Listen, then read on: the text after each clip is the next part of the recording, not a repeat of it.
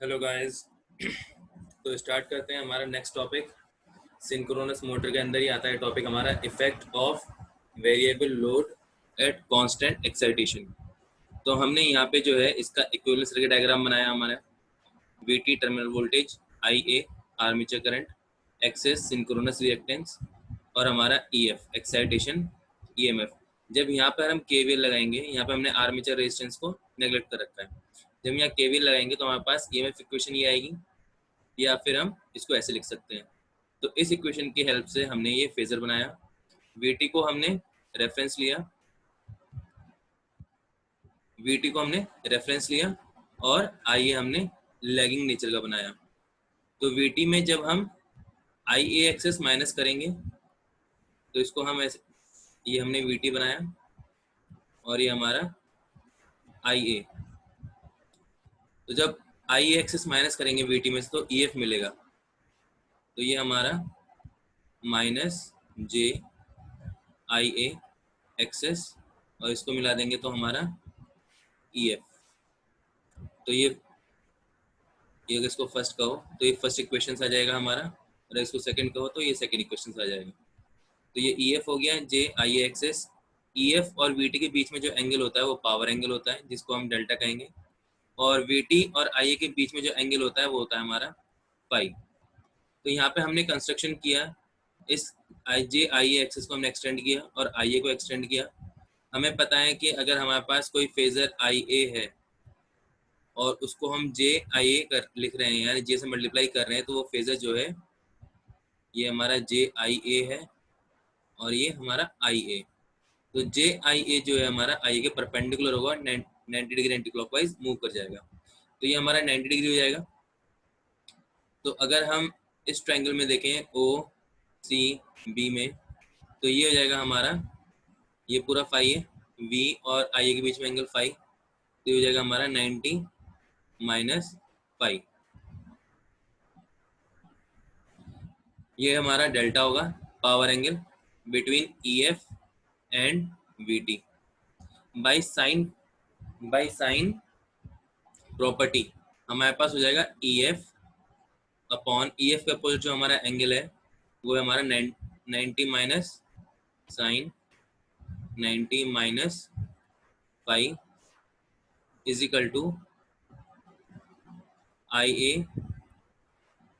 Access upon sine delta. तो यहाँ से हमें ये मिल जाएगा, जो हमारा साइन 90 माइनस फाई है कॉस हो जाएगा हमारे पास। तो E F sine delta is equal to I A XS cos phi. तो यहाँ से हमें मिल जाएगा E F upon XS sine delta is equal to I A cos phi. तो यहाँ पे अगर हम दोनों साइड में मल्टीप्लाई करें, इसको वी टी को मल्टीप्लाई करते हैं दोनों साइड में, तो हमारे पास ये मिल जाएगा V T E F XS sine delta is equal to V T I A cos phi. हमने पहले इससे पहले जो लेक्चर था हमारा पावर फ्लो इक्वेशन, तो उसमें हमने देखा कि हमने ये पावर फ्लो इक्वेशन बनाई थी। तो यानी पीई जो आ जाएगा हमारे पास वो V T E F X upon access into sine delta is equal to V T I A cos phi. तो यानी ये दोनों चीज़ें हमारी क्या हो गई, इक्वल हो गई। यानी पीई जो हो गई हमारी वो हो गई V T E F Xs upon access into sine delta, और पीई क्या हो गया हमारे पास V T I A cos phi. तो यहाँ पे अगर हम देखें, अगर हम कांस्टेंट पावर डिलीवर करना चाहते हैं, पावर कैसी हो, कांस्टेंट हो एट कांस्टेंट टर्मिनल वोल्टेज। तो यहाँ पे हमारा पहले इक्वेशन हम ये वाली यूज करते हैं, क्योंकि इसमें हमें क्या करना है, वेरिएबल लोड करना है। वेरिएबल लोड होगा तो हमारा आई ए चेंज होगा और एक्साइटेशन को हम कांस्टेंट रखेंगे। तो अब क्या करेंगे कि हमारा जब पावर कांस्टेंट होगा तो हमारा v I A cos phi ये भी कांस्टेंट होना चाहिए, लेकिन vt ऑलरेडी कांस्टेंट है, तो इसका मतलब क्या है कि हमारा आई ए कॉस फाई क्या होना चाहिए, कांस्टेंट होना चाहिए। यहाँ पे दो अलग अलग क्वांटिटी हैं, यानी अगर एक डिक्रीज होगी तो दूसरे को सेम प्रोपोर्शन में इंक्रीज होना पड़ेगा, तभी हमें क्या मिलेगा, कांस्टेंट वैल्यू मिलेगी। तो अगर हम इसको v के रेस्पेक्ट में बनाएं, ये हमारा v है, तो अगर यूनिटी पावर फैक्टर होगा, यूनिटी पावर फैक्टर का मतलब क्या है, कॉस फाई हमारा 1 होगा, यानी मैक्सिमम वैल्यू कितनी होगी 1। तो जब हमारा यूनिटी पावर फैक्टर होगा तो आई ए जो है उस टाइम क्या हो जाएगा हमारा मिनिमम, और कॉस फाई क्या है हमारा मैक्सिमम वैल्यू। तो हमारा आई ए जो है वो वी के फेज में रहेगा। तो अगर हमारे पास इसको ऐसे बनाएं तो हमारे पास एक लोकस मिल जाएगा कि ये इस जगह कांस्टेंट रहना चाहिए हमारा, ये हमारा आई ए कॉस फाई, ये एरिया रहेगा हमारा लैगिंग के लिए जब लैगिंग होगा, और ये होगा हमारा लीडिंग के लिए, क्योंकि अभी v और आई ए है जो है दोनों फेज में है, तो यूनिटी पावर फैक्टर यूपीएफ चल रहा है अभी। और अगर आई ए हमारा लैग करेगा तो जितना ज़्यादा लैग करेगा उतना ज़्यादा हमारा पावर फैक्टर जो है वो डिक्रीज होगा, फाई क्या होगा हमारा इंक्रीज होगा, और कॉस फाई क्या होगा हमारा डिक्रीज होगा। सिमिलरली अगर लीडिंग की तरफ चले तो सेम लीडिंग की तरफ होगा, जितना ज़्यादा हमारा फेज डिफरेंस होगा यानी हमारा फाई इंक्रीज होगा, तो कॉस फाई क्या हो जाएगा हमारा डिक्रीज होगा, वैसे ही करंट हमारा क्या होगा इंक्रीज हो जाएगा। तो ये एक हमारा लोकस मिल जाएगा आई ए कॉस फाई का। तो ये है हमारा effect of variable load at constant excitation. अब इसी में हम आगे बढ़ते हैं कि हमारे पास अभी हमने एक इक्वेशन देखी थी, अब हमारे पास दूसरी इक्वेशन भी है, उसको देखते हैं कि इस इक्वेशन से क्या इफेक्ट पड़ता है।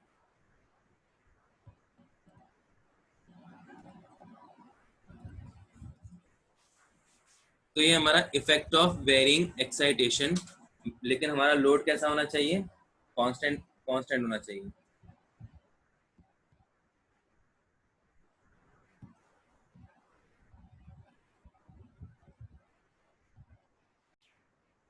दूसरी जो हमारे पास इक्वेशन है वो है हमारी E V sine V into E F sine delta upon XS, यानी पी क्या है हमारा V T E F upon access into sine delta. इसमें हमारी ये दो चीज़ें कांस्टेंट हो जाएंगी, तो यानी ई एफ साइन डेल्टा क्या होना चाहिए हमारा कांस्टेंट होना चाहिए, यानी कि अगर एक चीज़ इंक्रीज कर रही है तो दूसरी चीज़ क्या होनी चाहिए हमारी डिक्रीज होनी चाहिए। तो हमारे पास इक्वेशन है v is equal to E F plus J I A XS. तो अगर ये चीज़ हमारा, इसको हम ध्यान दें, अगर डेल्टा हमारा 90 डिग्री हो, डेल्टा हमारा 90 डिग्री हो, तो हमारा साइन डेल्टा क्या हो जाएगा 1 हो जाएगा, यानी इसकी वैल्यू कितनी हो जाएगी हमारी मैक्सिमम हो जाएगी, और इस पर ई एफ की वैल्यू कितनी हो जाएगी हमारी मिनिमम। और डेल्टा जो है हमारा v और ई एफ के बीच का एंगल है, वी टी और ई एफ के बीच का एंगल है, और ई एफ जो है वो lags v by delta in motor. Synchronous motor में जो हमारा ई एफ है वो v से डेल्टा लैग करता है, तो यहाँ पे हमारा डेल्टा कितना हो गया 90, यानी कि 90 कितना हो जाएगा हमारे पास ये हो जाएगा, तो ये क्या आ गया हमारे पास ई एफ साइन डेल्टा। तो ये जो ई एफ की वैल्यू आएगी ये आएगी हमारी ई एफ मिनिमम, ये आएगी ई एफ मिनिमम, क्योंकि यहाँ पे हमारा डेल्टा 90 है और sine delta is equal to 1, यानी साइन डेल्टा की वैल्यू मैक्सिमम है तो दूसरे की मिनिमम होनी चाहिए, और मिनिमम तो हम इंक्रीज करेंगे। अब वैल्यू को हमने E1 पे लेके गए, ये हमारा हो गया, इसको ए ले लो, तो ये हो गया हमारा E1 ग्रेटर है, तो हमने क्या देखा कि डेल्टा जो है वो डिक्रीज हो गया। डेल्टा डिक्रीज होगा तो हमारा साइन डेल्टा भी डिक्रीज होगा। हमने और इंक्रीज किया और इंक्रीज किया। ये जो पैरेलल लाइन है ये लोकस बनाया गया इसलिए क्योंकि हमारे पास ये जो ई एफ मिनिमम आया, इसी लोकस पे हमारा ई जो है वो मूव करेगा, E1 E2 E3। अब हमने देखा कि V is equal to E F plus J I A XS, तो हम यहाँ से पता लगा सकते हैं कि अगर हमारे पास टर्मिनल वोल्टेज गिवन है और हमारे पास ई एफ गिवन है,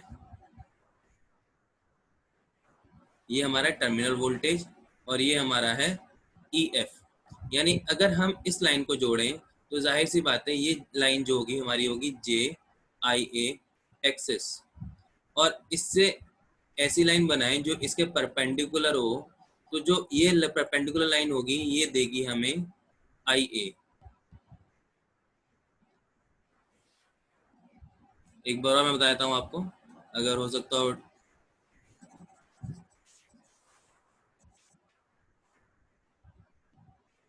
हमारे पास इक्वेशन है v is equal to E F plus J I A access.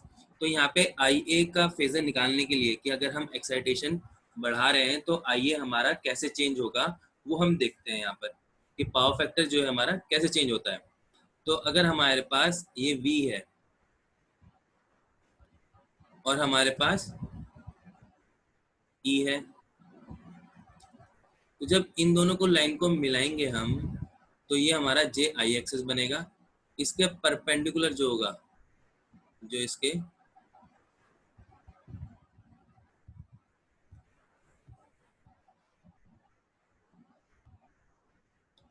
ये हमारा v हो गया, ये हमारा ई एफ हो गया।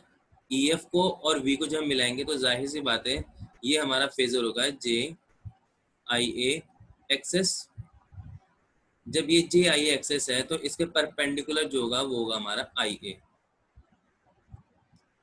तो यहीं से हम फाइंड आउट करेंगे कि हमारा जो पावर फैक्टर है वो कैसे कैसे चेंज हो रहा है, और आई ए और कॉस थीटा की वैल्यू जो है, कॉस फाई की वैल्यू हमारी कैसे कैसे चेंज हो रही है।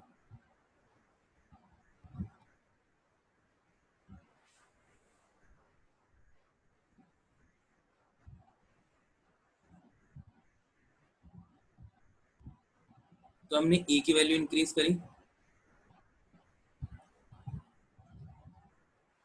पहले इसमें हम एक ना लोकस बना लेते हैं। हमारा एक लोकस आई ए का भी आएगा ना, आई ए कॉस फाई का, आई ए कॉस फाई का जो लोकस आएगा वो भी हम बना लेते हैं।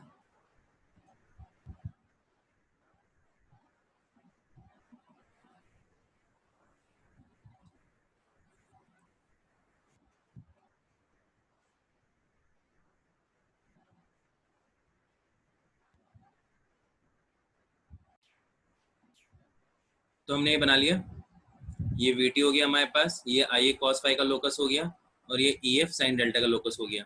यानी आई ए जो है हमारा इस लोकस पे मूव करेगा और ई एफ जो है हमारा इस रेड लाइन के लोकस पे मूव करेगा।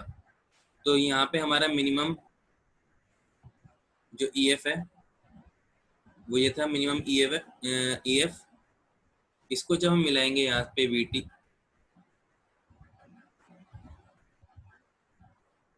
से, तो ये इसका करस्पॉन्डिंग जे आई एक्सेस हो गया। अब इसके परपेंडिकुलर जो हम फेजर लेकर आएंगे वो हो जाएगा हमारा आई ए। ये हो गया हमारा ई एफ मिनिमम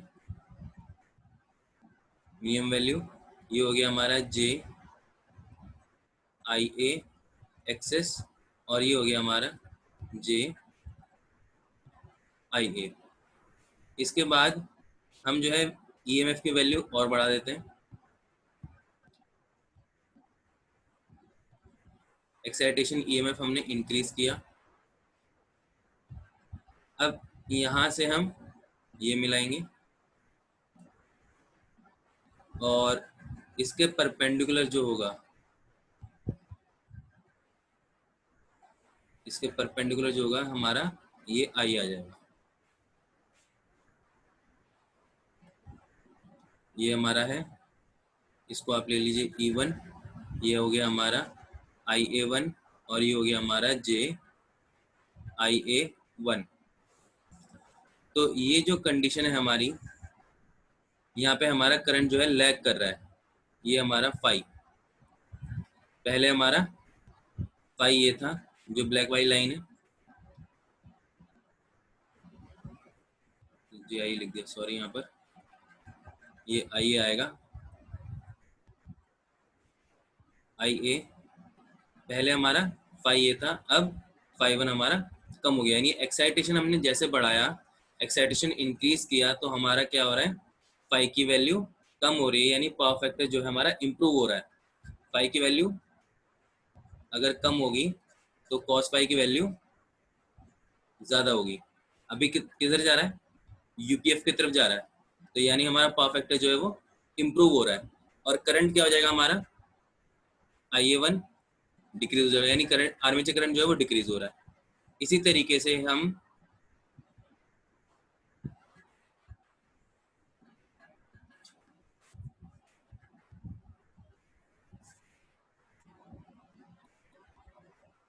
एक कंडीशन पर पहुंचते हैं जब हमारा IA जो है वो V के फेज में हो जाता है। एक एक्साइटेशन वोल्टेज पर,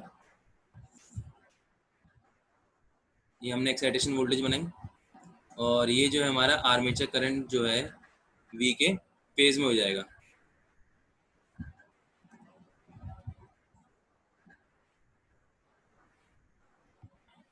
ये हमारा आ गया, इसको हम कहेंगे E0, ये हो जाएगा हमारा JIA0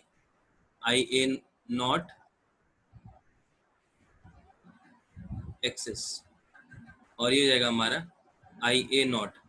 यानी इसका मतलब क्या है कि इस वोल्टेज पर हमारा यूपीएफ अचीव हुआ, तो इसको कहेंगे हम नॉमिनल एक्साइटेशन। नॉमिनल एक्साइटेशन या फिर नॉर्मल एक्साइटेशन। और इससे पहले जो कंडीशन रहेगी हमारी, अगर हमारा E is less than E0, उसको हम कहेंगे अंडर एक्साइटेशन। Under excitation. तो अंडर एक्साइटेशन में जब हमारा E लेस देन E0 है और E को हम इंक्रीज कर रहे हैं, तो हमारा IA जो है वो क्या हो रहा है, हमारा डिक्रीज हो रहा है, और कॉस फाई जो है वो इंक्रीज हो रहा है। किस कंडीशन में, अंडर एक्साइटेशन में। और मोटर किस एरिया में ऑपरेट कर रहा है, लैगिंग पावर फैक्टर में। ये हमारा लैगिंग पावर फैक्टर इधर हमारा लैग कर रहा है। वी जो IA जो है हमारा वी टर्मिनल वोल्टेज से वो लैग कर रहा है। अगर इस वोल्टेज के बियॉन्ड, इस एक्साइटेशन के बियॉन्ड अगर हम फिर से एक्साइटेशन इंक्रीज करते हैं, अगर हमने इसको और इंक्रीज किया तो क्या होगा, अब हमें इसको इससे मिलाएंगे V को, तो थोड़ा सा इसको हमें एक्सटेंड करना पड़ेगा। तो ये क्या हो जाएगा हमारे पास, ये हो गया हमारे पास P2 ले लीजिए, और ये हो जाएगा हमारा JIA2 एक्सेस। इसको हम आगे एक्सटेंड करेंगे, और इसके जो परपेंडिकुलर लाइन आएगी वो हमारा IA2, वो क्या हो जाएगा हमारा IA2।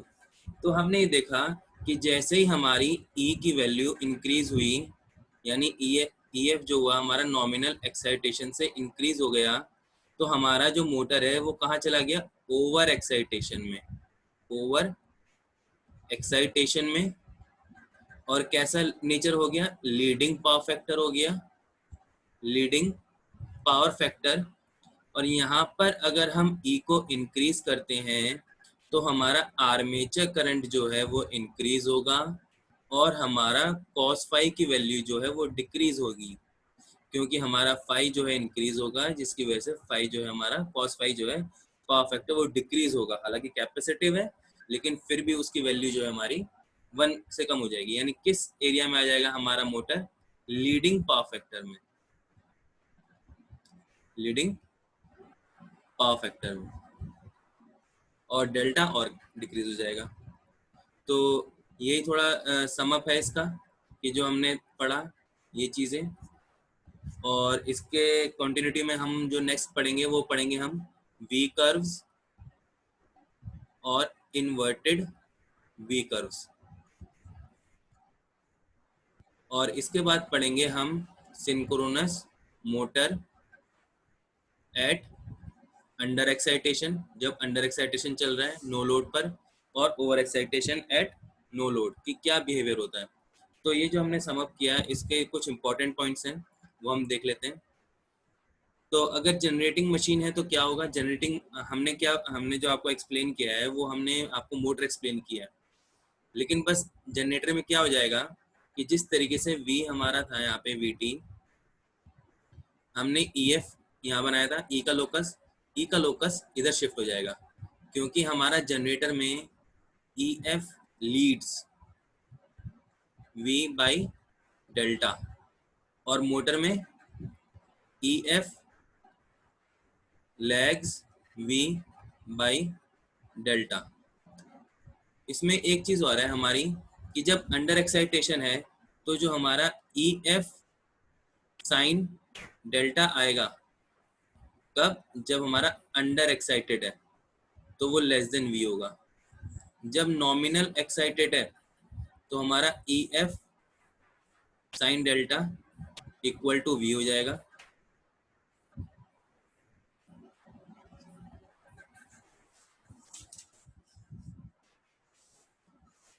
सॉरी, साइन डेल्टा नहीं, कॉस डेल्टा।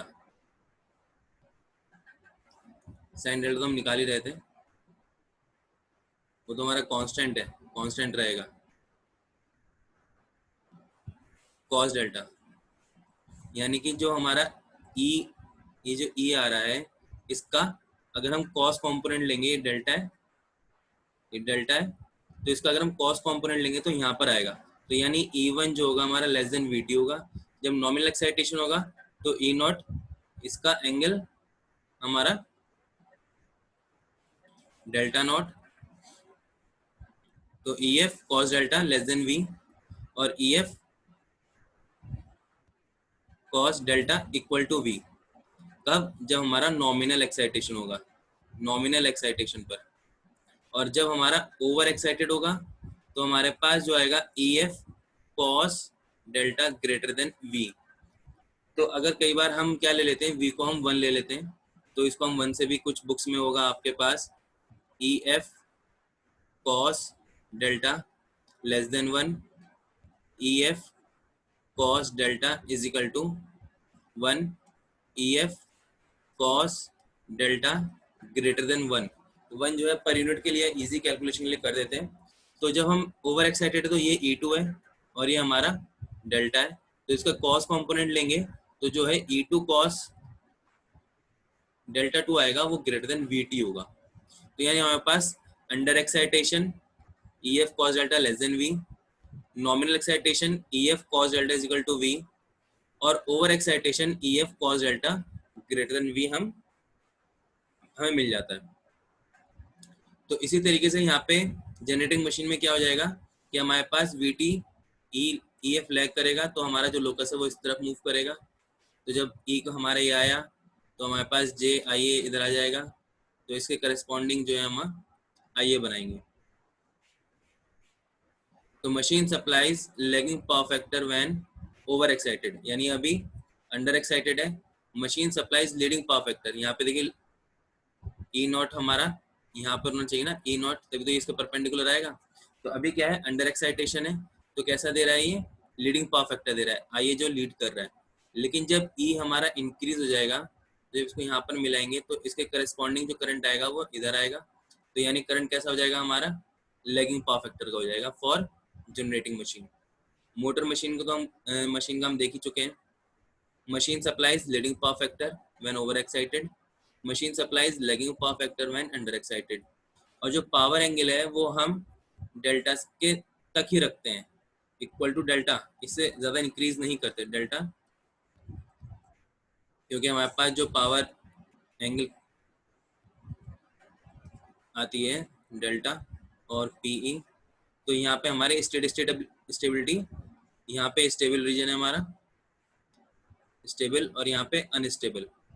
तो जैसे अगर हम यहाँ पे ये हमारा 90 डिग्री, तो जैसे अगर इसके 90 डिग्री बियॉन्ड करेंगे तो हमारा मशीन जो है अनस्टेबल हो जाएगी। तो इसलिए जो है हम पावर एंगल जो है इक्वल टू या फिर लेस देन 90 डिग्री रखते हैं, नहीं तो मशीन जो है हमारी सिंक्रोनिज्म लूज कर जाएगी। इसको हम कहते हैं स्टेडी स्टेट लिमिट, कि इसके बियॉन्ड हम इसको इंक्रीज नहीं कर सकते। Thank you for listening. कोई डाउट हो तो आप प्लीज़ कमेंट सेक्शन में मेंशन कर सकते हैं। Thank you very much. Like और सब्सक्राइब करना प्लीज़ ना भूलें। Your help will be appreciated. Thank you.